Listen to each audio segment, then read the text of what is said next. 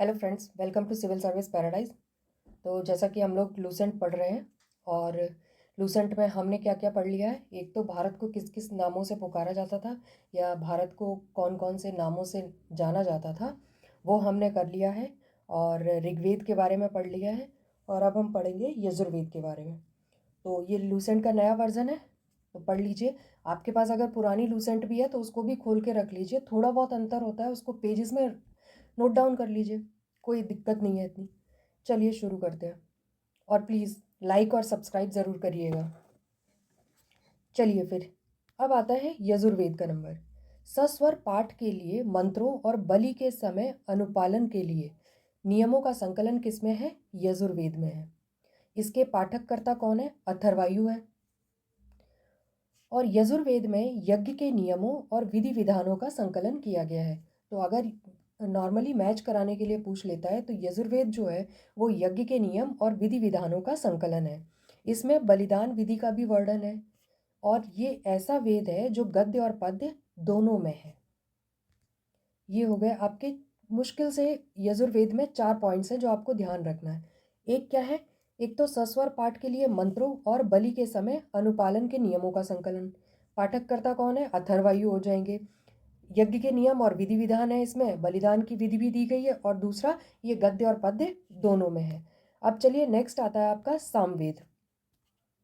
सामवेद के बारे में जान लेते हैं। साम का अर्थ क्या होता है? गान। इस वेद में मुख्यतः यज्ञों के अवसर पर गाए जाने वाले ऋचाओं ऋचाओं यानी कि मंत्रों का संकलन है। और इसके पाठककर्ता कौन है? उद्रात हैं। इसका संकलन जो है वो ऋग्वेद पर आधारित है। ठीक है, ऋग्वेद पर आधारित कैसे है कि इसके 1810 सूक्त जो है वो प्रायः ऋग्वेद से ही लिए गए हैं। और सामवेद को ही क्या कहा जाता है? भारतीय संगीत का जनक कहा जाता है। यजुर्वेद और सामवेद में किसी भी विशिष्ट ऐतिहासिक घटना का वर्णन नहीं मिलता है। तो कौन कौन से हैं जिसमें कोई ऐतिहासिक घटना का वर्णन नहीं है वेद? वो है यजुर्वेद और सामवेद है। नेक्स्ट आता है आपका अथर्ववेद। अथर्ववेद में देखते हैं, अथर्वा ऋषि द्वारा रचित है। किसके द्वारा रचित है? अथर्वा ऋषि द्वारा। इस वेद में कुल कितने मंत्र हैं? 731 मंत्र हैं और लगभग 6000 पद्य हैं।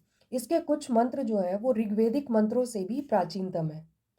औषधों का उल्लेख सबसे पहले अथर्ववेद में ही मिलता है। तो औषधियों का सबसे पहले उल्लेख किसमें है? अथर्ववेद में है। ऐतिहासिक दृष्टि से अथर्ववेद का महत्व इस बात में है कि इसमें सामान्यतः मनुष्यों के विचारों तथा अंधविश्वासों का वर्णन मिलता है। तो अंधविश्वासों का वर्णन किसमें है? सबसे पहले अथर्ववेद में है। औषधियों का वर्णन भी किसमें है? अथर्ववेद में है। पृथ्वी सूक्त अथर्ववेद का प्रतिनिधि सूक्त माना जाता है। इसमें मानव जीवन के सभी पक्षों, चाहे वो गृह निर्माण हो, कृषि की उन्नति हो, व्यापारिक मार्गों का खोज हो, रोग निर्वाण हो, समन्वय हो, विवाह तथा प्रणय गीत हो, राजभक्ति, राजा का चुनाव, बहुत से वनस्पतियों और औषधियों, शाप, वशीकरण, प्रायश्चित, मातृभूमि महात्म्य आदि का वर्णन दिया गया है। और कुछ मंत्रों में जादू टोने का भी उल्लेख है। नेक्स्ट हम आगे बढ़ते हैं। तो क्या है? अथर्ववेद में परीक्षित को क्या कहा गया है? कुरुओं का राजा कहा गया है। तो ये परीक्षित को कुरुओं का राजा किस वेद में कहा गया है? अथर्ववेद में। तथा कुरु देश की समृद्धि का इसमें चित्रण मिलता है। इसमें सभा और समिति को प्रजापति की 2 पुत्रियां कहा गया है। किसमें? अथर्ववेद में कहा गया है। वेदों की भी कई शाखाएं हैं जो वैदिक अध्ययन और व्याख्या से जुड़े विभिन्न दृष्टिकोणों का प्रतिनिधित्व करती हैं। ये नॉट सो इम्पॉर्टेंट लाइन है तो इसको छोड़ सकते हैं। साकल शाखा ऋग्वेद से जुड़ी एकमात्र जीवित शाखा है। तो ऋग्वेद से जुड़ी हुई एकमात्र जीवित शाखा कौन सी है? शाकल शाखा है। यजुर्वेद को यजुर्वेद को शुक्ल यजुर्वेद और कृष्ण यजुर्वेद 2 शाखाओं में बांटा गया है। मध्यान्दिन और कण्व शुक्ल यजुर्वेद अथवा वाजस्नेय संहिता की शाखाएं हैं। तो शुक्ल यजुर्वेद को क्या कहा जाता है? वाजस्नेय संहिता भी कहा जाता है। और इसकी शाखाएं क्या हैं? माध्यान्दिन और कण्व हैं। कृष्ण यजुर्वेद से जुड़ी शाखाएं कौन कौन सी हैं? काठक है, कनिष्ठल है, मैत्रायणी है और तैतरीय है। ये किसकी हो गई? कृष्ण यजुर्वेद की हो गई। कौथुम, राणायनीय और जैमिनीय या फिर तलवाकार सामवेद की शाखाएं हैं। और अथर्ववेद की शाखाएं क्या हैं? शौनक और पेप्पलाद हैं। ये हो गई इन सब की शाखाएं। तो इसको याद कर लीजिए। यजुर्वेद कितने पार्ट में डिवाइड है? शुक्ल यजुर्वेद और कृष्ण यजुर्वेद। शुक्ल यजुर्वेद की शाखाएं कौन सी हैं? माध्यान्ह और कांडव। और शुक्ल यजुर्वेद को ही क्या कहते हैं? वाजस्नेयी संहिता कहते हैं। कृष्ण यजुर्वेद की काठक और कनिष्ठल, मैत्रायणी और तैत्तरीय। कृष्ण यजुर्वेद की 4 हो गई। और क्या आता है? सामवेद। सामवेद की भी कितनी है? कौथुम, राणायनीय और जैमिनीय। जैमिनी को ही क्या कहा गया है? तल्वकार। ये सामवेद की शाखाएं हैं। और अथर्ववेद की कौन सी है? शौनक और पेप्पलाद है। सबसे प्राचीन वेद जानते ही हैं, ऋग्वेद है। सबसे पहले ऋग्वेद ही लिखा गया और सबसे बाद का जो है वो अथर्ववेद है। अब आते हैं हम ब्राह्मण, अरण्यक और उपनिषदों के बारे में देखते हैं। संहिता। संहिता मतलब क्या हो गया? आपके चारों वेदों को क्या कहा जाता है? संहिता कहा जाता है। तो संहिता यानी कि वेदों के बाद ब्राह्मणों, अरण्यकों और उपनिषदों का स्थान आता है। इनमें उत्तर वैदिक कालीन समाज और संस्कृति के विषय में जानकारी प्राप्त होती है। तो वेदों से वैदिक कालीन समाज और संस्कृति की जानकारी मिलती है। और ब्राह्मण, अरण्यक और उपनिषदों से किसकी जानकारी मिलती है? उत्तर वैदिक कालीन समाज और संस्कृति की मिलती है। ब्राह्मण ग्रंथ वैदिक संहिताओं की व्याख्या करने के लिए किसमें लिखे गए हैं? गद्य में लिखे गए हैं। तो ब्राह्मण ग्रंथ किसमें है? गद्य में है। और प्रत्येक संहिता के लिए अलग अलग ब्राह्मण ग्रंथ है, यानी कि हर वेद के लिए अलग अलग ब्राह्मण ग्रंथ है, जिसे सारणी में दिया गया। छोड़िए इसको। ये क्या है? अब ऋग्वेद। ऋग्वेद के ब्राह्मण ग्रंथ कौन कौन से हैं? ऐत्रेय और कौशितकी है। यजुर्वेद के कौन कौन से हैं? तैत्तरीय और शतपथ है। सामवेद के पंचविश आ जाएगा और अथर्ववेद के गोपथ आ जाएंगे। ये हो गए ब्राह्मण ग्रंथ। इन ब्राह्मण ग्रंथों से हमें परीक्षित के बाद और बिंबिसार के पूर्व की घटनाओं का ज्ञान प्राप्त होता है। तो ब्राह्मण ग्रंथों से हमें किसके बारे में जानकारी मिलती है? एक तो परीक्षित के बाद और बिंबिसार से पहले की जानकारी मिलती है। ऐत्रेय में राज्याभिषेक के नियम और कुछ प्राचीन राजाओं के नाम दिए गए हैं। और ऐत्रेय किसका ब्राह्मण ग्रंथ है? ऋग्वेद का है। शतपथ में गांधार, शल्य, कैकय, कुरु, पांचाल, कौशल, विदेह आदि राजाओं का उल्लेख मिलता है। और शतपथ है किसका ब्राह्मण ग्रंथ? यजुर्वेद का है। वैदिक साहित्य में ऋग्वेद के बाद शतपथ ब्राह्मण का ही स्थान आता है। तो वैदिक साहित्य में अगर हम देखते हैं तो ऋग्वेद के बाद किसका स्थान आता है? शतपथ ब्राह्मण का स्थान आता है। अरण्यक में यज्ञ से जुड़े कर्मकांडों की दार्शनिक और प्रतीकात्मक अभिव्यक्ति है। किसमें है? अरण्यक में है। नेक्स्ट अब हम देखते हैं उपनिषदों के बारे में। उपनिषदों की संख्या कितनी है? 108 है, जिनमें 13 को मूल उपनिषद की श्रेणी में रखा गया है। इसमें यज्ञ से जुड़े दार्शनिक विचार, शरीर, ब्रह्मांड, आत्म और ब्रह्म की व्याख्या की गई है।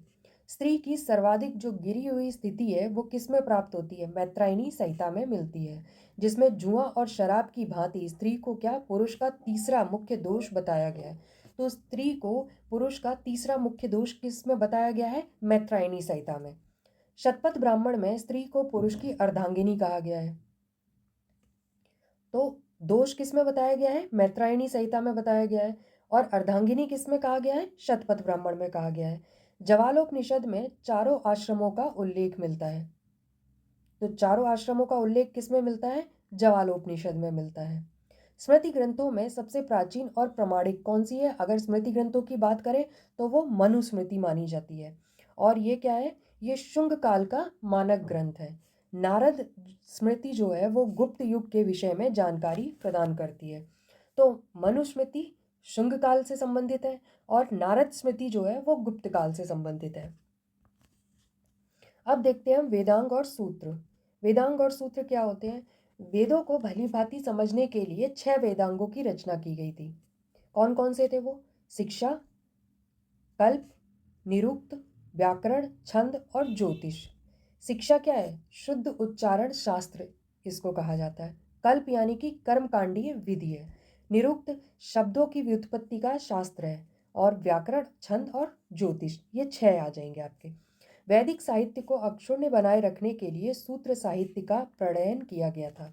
तो वैदिक साहित्य को अक्षुण्ण रखने के लिए किसकी रचना की गई? सूत्र साहित्य की रचना की गई। श्रोत, ग्रह और धर्म सूत्रों के अध्ययन से हमें यज्ञ विधि विधानों, कर्मकांडों तथा राजनीति, विधि एवं व्यवहार से संबंधित महत्वपूर्ण बातें ज्ञात करते हैं। किस किस से? स्रोत, ग्रह और धर्मसूत्र के अध्ययन से।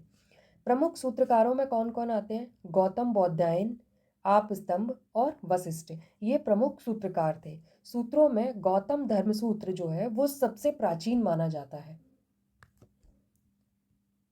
नेक्स्ट आता है आपका पुराण। तो पुराणों में क्या है? भारतीय ऐतिहासिक कथाओं का जो सबसे अच्छा क्रमबद्ध विवरण हमें मिलता है वो किस में मिलता है? पुराणों में ही मिलता है। इसके रचयिता कौन है? लोमहर्ष अथवा उनके पुत्र उग्रश्रवा माने जाते हैं। तो रचयिता कौन हो जाएंगे पुराणों के? लोमहर्ष या इनके पुत्र उग्रश्रवा। पुराणों की संख्या कितनी है? 18 है, जिनमें से केवल 5 कौन कौन से? मत्स्य, वायु, विष्णु, ब्राह्मण और भागवत में ही राजाओं की वंशावली पाई जाती है। तो किन किन में राजाओं की वंशावली पाई जाती है? मत्स्य में पाई जाती है, वायु में पाई जाती है, विष्णु में है, ब्राह्मण में है और भागवत में है।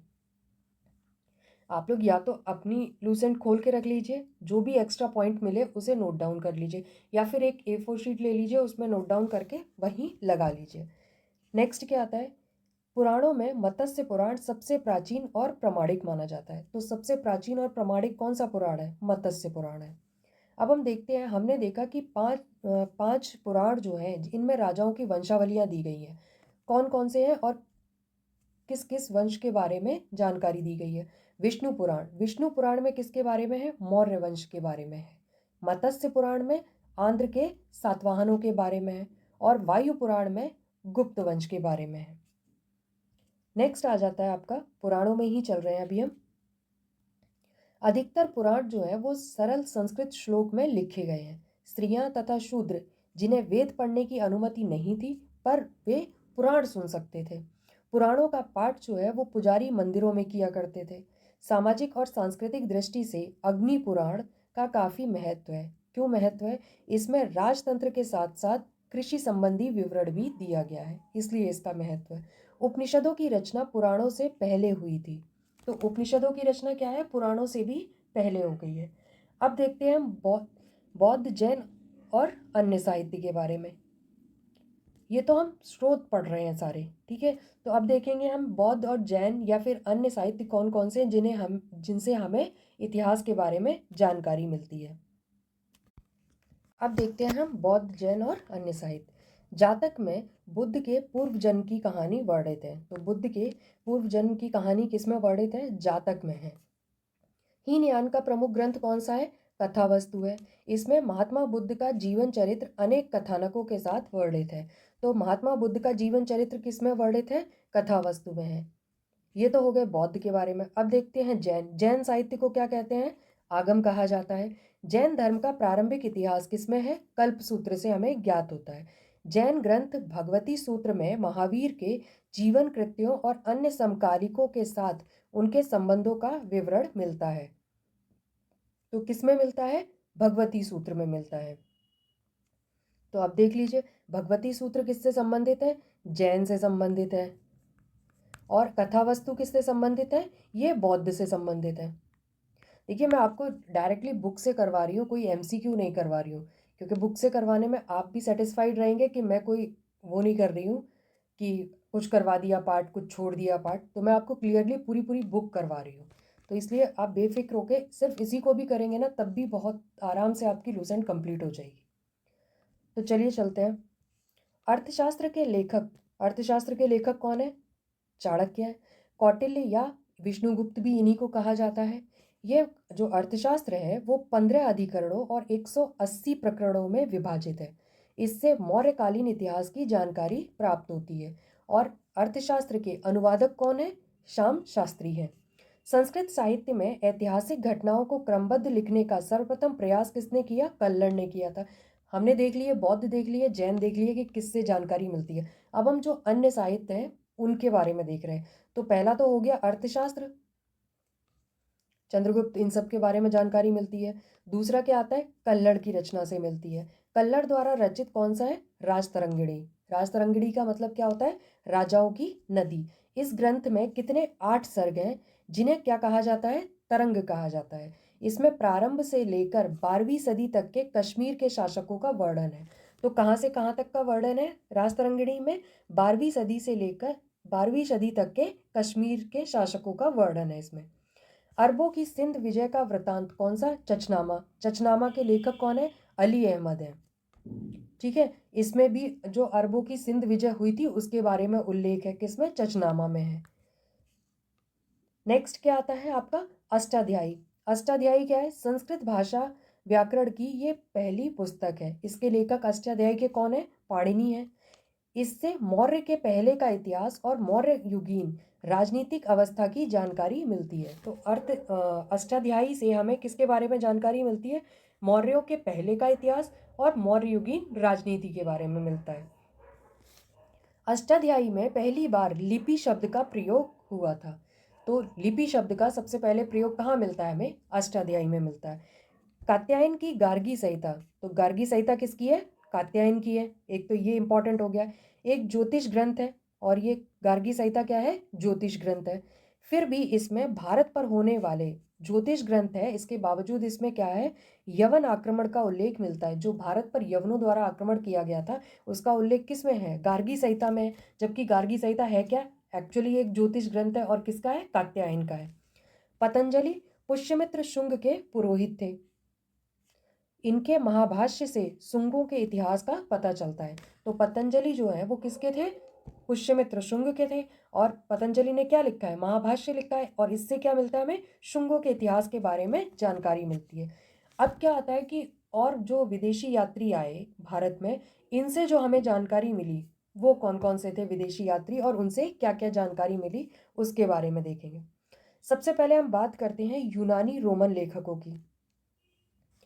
अब यूनानी और रोमन लेखकों में कौन कौन है? एक तो टीसियस है। टीसियस क्या थे?